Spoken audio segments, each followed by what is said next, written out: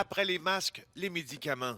De plus en plus d'hôpitaux québécois envoient des mises en garde contre une pénurie. Dans une note interne du 19 mars provenant d'un hôpital de la grande région de Montréal obtenue par notre bureau d'enquête, on peut lire ceci. Probablement en lien avec la pandémie, plusieurs médicaments sont présentement en rupture d'inventaire. On y invite les médecins à reconsidérer certains choix thérapeutiques. On affirme qu'il reste très peu de fentanyl, de lorazépam, de midazolam, de morphine et de propofol.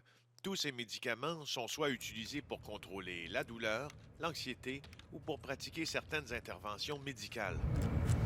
Une autre note du même hôpital, publiée une semaine plus tard, donc plus récente, fait état d'une légère amélioration, mais évoque tout de même vouloir éviter des ruptures complètes dans les prochaines semaines. Ça devient de plus en plus difficile de s'approvisionner. Vrai, affirme le regroupement provincial de l'industrie du médicament du Québec. Présentement, comme je disais, au moins 40% des médicaments peuvent être touchés. Donc, on peut penser à tous les médicaments possibles actuellement sur le marché.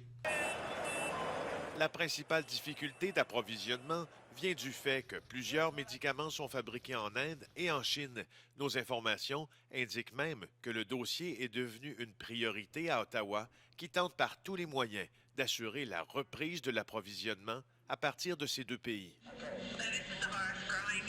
Certains produits comme la chloroquine et l'hydroxychloroquine, qui sont utilisés sur des patients atteints de la forme grave de la COVID-19, sont déjà, eux, en rupture de stock. Et elle m'a avisé que le médicament que je prenais, il serait plus disponible parce que le gouvernement les retirait du marché. Des patients qui en prenaient pour traiter leur arthrite rhumatoïde se sont fait dire qu'ils ne pourraient pas en avoir pour le moment, comme Lucie Gingras, assise ici à côté de sa fille, qui a contacté notre salle des nouvelles afin de comprendre mieux cette situation. Je lui ai demandé à mon médecin rhumatologue qu'est-ce que je pourrais avoir comme effet ne prenant plus les médicaments comme il se devrait. Elle m'a dit que mes douleurs reviendraient comme avant.